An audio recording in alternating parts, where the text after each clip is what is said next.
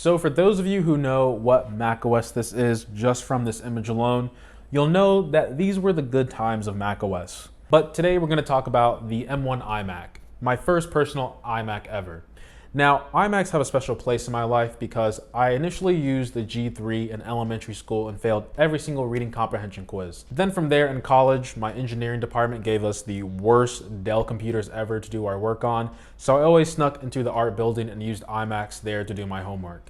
Now we have the thinnest and lightest and most powerful iMac ever. So now let's talk about what comes included. So you get a matching set of colors with a mouse, which in my opinion, you should 100% buy the Magic Trackpad instead of this. Or I should say you should upgrade to the Magic Trackpad. This is, what would the British say? This is a rubbish piece of technology. This is the most unmagical piece of technology I've ever used. Get the Magic Trackpad. You also get a Magic Keyboard that everyone should pay an extra $50 on the base model to get Touch ID, which also serves as your lock button. But if you don't, you just get the regular lock button on the base model. And then finally, you get a power adapter that can contain Ethernet, depending on if you need it or not. So you get a keyboard, mouse, power adapter, and the iMac itself. Looks like we're good to go. So now let's move over to build quality. So right off the bat, everything about this machine feels well built. Most of the beauty of this machine we don't get to see, which is the back and the internals. It's constructed really well with the entire aluminum housing, and even the tilting of the screen back and forth is very smooth.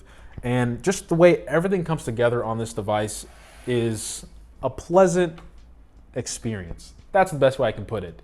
I like the front, but online I thought it looked a bit cheap, but in person it really does with this finish of, I think it's like a glass finish from the panel. It really does make it seem like an accent piece inside your house. Now for the port selection, we have two Thunderbolt ports, and on the more expensive model you get two additional USB-C ports. I have a video about the buying guide on whether you should get the base model or the more expensive one. But in this video, I just want to talk about the general overview of the iMac.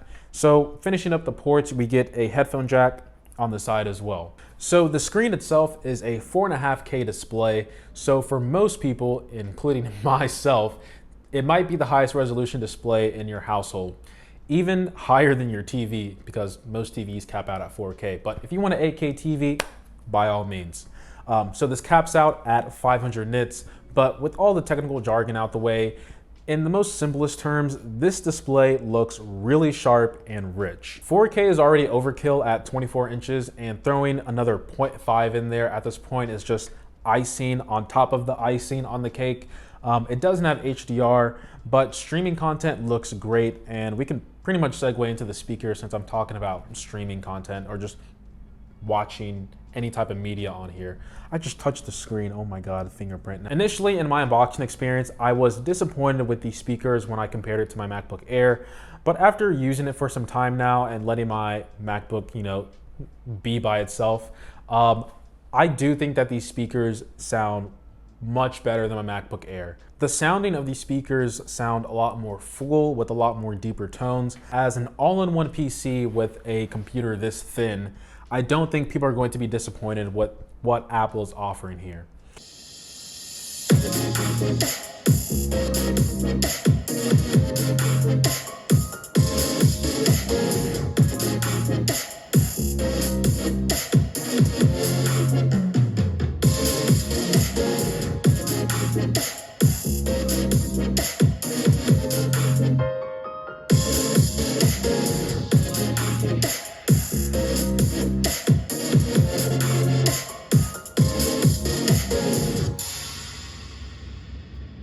Now, I usually leave this towards the end of my reviews, but since we talked about speakers, let's go ahead and move over to the microphone and camera. Now, with all of Apple's marketing aside, even though I do know a lot of work probably goes into the machine learning and the AI processing and a whole bunch of other buzzwords that the tech industry keeps throwing around, the camera looks okay at best, but the microphones are excellent. Here's a sample. All right, so this is the camera quality of the iMac 2021. You guys can tell me how it looks and sounds. I think it looks okay. It doesn't look like anything spectacular. It's for sure one of the best cameras that's built into a computer that Apple has ever released. Do keep in mind on how I sound though. I think the internal microphones sound excellent, but yes, this is the video and microphone test of the iMac 2021. So Apple is making it easier with the M1 processors when it comes to specs. So whether it's 7 or 8 GPUs, you won't be disappointed with the performance of this machine.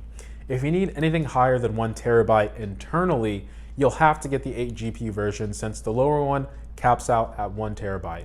But honestly, if you need anything higher than 1 terabyte on this machine that's going to be stationary for a majority of its lifespan, it's probably just cost effective to just invest in an external storage device. Now, do keep in mind that this is a Mac, so there's no gaming part of this review because it's a Mac. But for the people who do game on a Mac, don't expect to be playing at 4.5K resolution. You're definitely going to be dialing it back to 1080 or even a little bit lower depending on how many pixels you want to see on your fancy 4.5K display. So how was my experience with the M1 iMac? Well, as a person who uses the MacBook Air with a 4K monitor, a superior mouse, a pre-existing Magic Trackpad and Magic Keyboard, and I bounce between the MX Master 3 keys, using the iMac wasn't anything too surprising. The unboxing experience was great, and so were the first couple of days. Pretty much standard in any honeymoon phase. But after a while, it doesn't put the same smile on my face like the MacBook Air still does. Now, does this mean that the M1 iMac is bad? No. It's just for my lifestyle and a person who really doesn't use a desktop much at all anymore, it's not as appealing to me. Especially with the processor being shared in this machine and other M1 laptops and Mac devices, the performance is pretty much the same as what I've already been using before. So the question is, why did Apple make the iMac and should you buy it? Well, Apple is a business and needs to release products, so that's probably the most obvious answer of why the new iMac exists. But the redesign is probably the biggest achievement in itself, which is how thin and light and powerful it is. And just like Tim said a year ago, this is Apple's transition over from the Intel platform to their own M platform. But now we enter the question of, should you buy it? Now, the iMac is a machine that I almost never recommended in the past, mainly because for most people my age, it just doesn't make sense. You see, we live in a world, actually I don't want to generalize the entire world population like that. At least here in America and the time period I grew up in and my age group, being mobile and the flexibility of not being tied down is important for your machines. However, when you hit that American dream, you settle down, get married, have 2 kids, boy, girl, maybe you get a dog, cat, steady paying job, retire until you're 65, you get a pension, kick back on the beach every day, then the iMac seems like a good buy. And what I mean by that is I can really only see this being an option if you use a computer in one spot and one spot only, and you just want a bigger screen, or you just want a desktop-like experience with minimal things associated with it.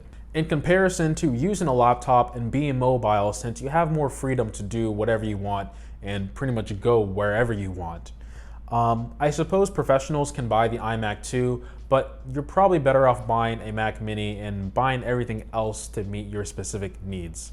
I can see the iMac being at the reception desk of companies, or yeah, that sounded right, reception desk of companies, or an entire fleet of them in like office buildings to match their business color.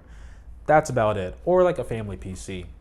Remember to check out my comparison between the base model and the more expensive iMac, where I go into detail about the machine and what I actually recommend. Spoiler alert, just go with the base model and just upgrade this keyboard for an extra 50 bucks. But hopefully you found this video informative. If you did, I appreciate every sub, like, and comment. And as always, guys, much love. Those were the good days. I mean, the days are still good. They're just not as good. You know what I mean? Bring back Yosemite.